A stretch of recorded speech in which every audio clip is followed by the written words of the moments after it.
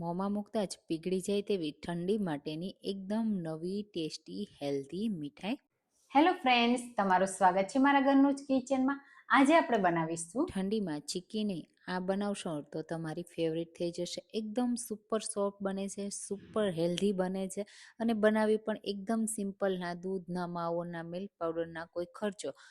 જોતાં જ મોંમાં પાણી આવી જાય અને મોંમાં મૂકતા તો પીગળી જાય. તો ચાલો રેસીપી બનાવવાનું શરૂ કરીએ. એના માટે આપણે લઈશું 1 કપ સિંગદાણા અને સિંગદાણાને એકદમ ગેસની લો ફ્લેમ ઉપર શેકવાના છે, જેથી અંદરનો ભાગ છે ને બળે નહીં, એકદમ વ્હાઈટ રહે અને સાથે ઉપરના જે ફોતરા છે ને એ બધા સરસ રીતે નીકળી જાય. તો આ રીતે આપણે એને કન્ટિન્યુઅસલી ચલાવતા જ રહેશું એટલે સરસ ઉપર ક્રેકલ થઈ જશે. તમે જુઓ હવે સિંગદાણા ઉપરથી થોડા કલર ચેન્જ થવા લાગ્યો, આ રીતે એમાં ક્રેક દેખાવા લાગ્યા છે. બસ હવે આ રીતે ક્રેક દેખાય ને એટલે ગેસની ફ્લેમ આપણે તરત જ બંધ કરી દેવાની. વધારે આપણે નહીં શેકવાના, એટલે સરસ એવા વ્હાઈટ જ તૈયાર થશે. તો સિંગદાણા બધા સરસ રીતે ક્રેકલ થઈ ગયા છે. તો હવે હું ગેસની ફ્લેમ બંધ કરી દઈશ અને આ સિંગદાણાને તરત જ આપણે પ્લેટમાં લઈ લેશું અને હલકા ઠંડા કરી લેશું. હાથથી ટચ થાય ને એટલા ઠંડા કરવાના, વધારે ઠંડા કરવાની જરૂર નથી. હવે આપણે એના ફોતરા કાઢવાના છે. તો એકદમ સરસ રીતે હાથથી ટચ થાય ને એવા ઠંડા થઈ ગયા છે. તો આ રીતે રબ કરશો ને તો પણ નીકળી જશે. કપડાથી પણ તમે રબ કરીને કાઢી શકો છો, તમારી ચોઈસ પ્રમાણે કરી શકો છો. પછી આ રીતે બધા સાફ કરી લેવાના. તો સિંગદાણા તમે જુઓ કેટલા પરફેક્ટ વ્હાઈટ શેકાયા છે ને. બસ હવે આપણે એનો પાવડર તૈયાર કરવાનો છે. તો આ રીતે કોઈ પણ મિક્સર જારમાં એડ કરી દઈશું અને એકદમ રીચ ટેસ્ટી મીઠાઈ બનાવવા માટે હું અહીંયા 4 નંગ કાજુ એડ કરું છું અને એકદમ ફાઇન પાવડર તૈયાર કરી લેશું. જેટલો બને ને એટલો ફાઇન પાવડર કરવાનો. જો સિંગદાણા એકદમ પ્રોપર ઠંડા થઈ ગયા હશે ને તો પાવડર પ્રોપર થશે. આ રીતે તમે જુઓ થોડું થોડું નાના નાના દાણા જેવું તો રહેશે જ, પણ એકદમ સરસ રીતે પીસાઈ ગયું છે અને એમાંથી તેલ પણ છૂટું નથી પડ્યું. તો હવે એક બોલમાં લઈ લેશું અને એની સાથે આપણે આ મીઠાઈને એકદમ ટેસ્ટી બનાવવા માટે થોડું અડધા કપ જેટલો નાળિયેરનો પાવડર પણ એડ કરીશું અને સાથે 1/4 કપ મિલ્ક પાવડર એડ કરીશું. એના લીધે એકદમ રીચ અને ક્રીમી મીઠાઈ તૈયાર થશે. આપણે કાજુ પણ એડ કર્યા છે. જો તમારે મિલ્ક પાવડર એડ ન કરવો હોય અને તમારી પાસે ન હોય ને તો તમે કાજુની ક્વોન્ટિટી ડબલ કરી દેજો, એનાથી પણ ટેસ્ટી આ મીઠાઈ લાગશે. અહીંયા મેં મિલ્ક પાવડર એડ કર્યો છે, બંને એડ કર્યા છે, તમે કોઈ એક પણ એડ કરી શકો છો. હવે આ મીઠાઈને બનાવવા માટે માત્ર આપણે 2 ચમચી ઘી એડ કરીશું અને ઘીને સરસ એવું ગરમ થવા દેશું. અને આ મીઠાઈને હું વ્હાઈટ બનાવું છું એટલા માટે મેં અહીંયા વ્હાઈટ ગોળ લીધો છે, જે કોલ્હાપુરી ગોળ આવે ને તે, અને એકદમ ઝીણો સમારીને લીધો છે.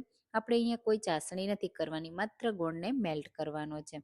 તો તમે આવી સિંગની ક્યારેય સરસ એવી સુખડી ટ્રાય કરી છે કે નહીં, કમેન્ટમાં ચોક્કસથી કહેજો. અને હા, મારી રેસીપી તમે કઈ સિટીમાંથી જુઓ છો ને એ પણ મને જરૂરથી કહેજો, મને ખૂબ ગમશે. તો અહીંયા તમે જુઓ સરસ આપણો ગોળ મેલ્ટ થઈ ગયો, એમાં આપણે કોઈ બબલ્સ નથી આવવા દેવાના. તો ખાસ એ ધ્યાન રાખવાનું, આ રીતે કન્ટિન્યુઅસલી ચલાવતા રહેવાનું. પહેલાં બધો ગોળ મેલ્ટ કરી લેવાનો છે. આ રીતે પ્રોપર ગોળ મેલ્ટ થઈ જાય ને એટલે ઓટોમેટિક એમાં તમને બબલ્સ આવતા દેખાશે. આ રીતે બસ આ રીતના બબલ્સ આવવા લાગે ને એટલે તરત જ આપણે ગેસની ફ્લેમ લો કરી દઈશું અને એમાં ફ્લેવર માટે થોડો એલચી પાવડર એડ કરી દઈશું અને તૈયાર કરેલો મિક્સર એડ કરી દઈશું અને તરત જ મિક્સ કરીશું. તો અહીંયા જે મિલ્ક પાવડર છે એના જો કોઈ તમને આ દેખાય ને તો તમારે એને તોડતા જવાના, એટલે કે બ્રેક કરતા જવાના. સાથે અહીંયા આપણે સ્ટીલનું પેન યુઝ કર્યું છે એટલે આપણે મિક્સ કરવામાં થોડી સ્પીડ રાખવાની, નહીં તો નીચે બેસી જશે. અને તરત જ તમારે ચેક કરી લેવાનું કે આ રીતે સરસ મિક્સ થઈ ગયું છે અને બધું. અને આ રીતે સરસ મિક્સ થઈ જાય ને એટલે હાથથી પણ ચેક કરી લેવાનું, તમારે જોવાનું. આ રીતે એક બોલ્સ જેવું લઈ લેવાનું અને બોલ્સ બને છે કે નહીં. બસ હવે તમે આમાંથી હાથથી પણ મીઠાઈ તૈયાર કરી શકો છો, લાડુ પણ બનાવી શકો છો.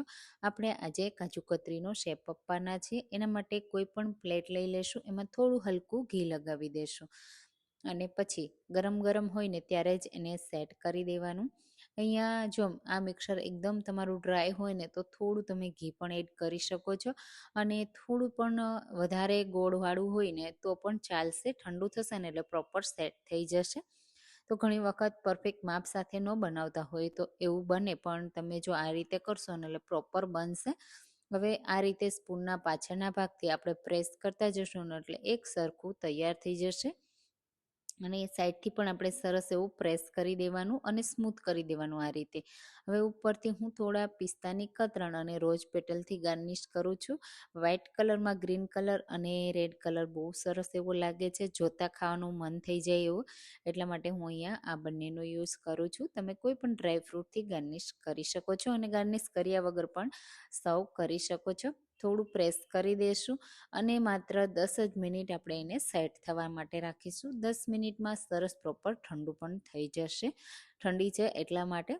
હવે આપણે ને 10 મિનિટ રેસ્ટ કરવા દીધો. 10 મિનિટ પછી તમે જુઓ આ રીતે ચેક કરી લેવાનું. આંગળીથી ટચ કરો ને તો કડક લાગવું જોઈએ. પછી આ રીતે કટ લગાવી દેવાનું. તો હું અહીંયા ડાયમંડ શેપમાં કટ કરું છું, કાજુ કતરીના શેપમાં. તો નાના નાના આ રીતે ઊભા કટ લગાવી દેવાના, પછી ક્રોસમાં કટ લગાવવાના, એટલે પરફેક્ટ શેપ આવી જશે. અહીંયા મારી આ પ્લેટ નાની છે અને આપણું મિક્સર થોડું વધારે છે, એટલે થોડી થીક આપણી આ મીઠાઈ તૈયાર થશે. આ રીતે બધો જ કટિંગ કરી દેવાનું અને પછી હું તમને ડિમોલ્ડ કરીને પણ બતાવી દઉં. સુપર સોફ્ટ છે, જોતાં જ ખાવાનું મન થઈ જાય એવી છે. અને વચ્ચેથી પણ ડિમોલ્ડ કરશો ને તો પણ તમે જુઓ પરફેક્ટ નીકળી જશે. તો બસ આપણી આ મીઠાઈ બનીને તૈયાર થઈ ગઈ છે. તો આ વિન્ટરમાં તમે ચીક્કી નહીં, આ સુખડી તૈયાર કરજો. નાના બાળકોથી લઈ મોટા બધાને ભાવશે. અને એકવાર બનાવી લીધી ને તો વારંવાર બનાવવાનું પણ મન થશે. જો તમને આજની આ રેસીપી પસંદ આવી હોય ને તો લાઈક કરવાનું ભૂલતા નહીં.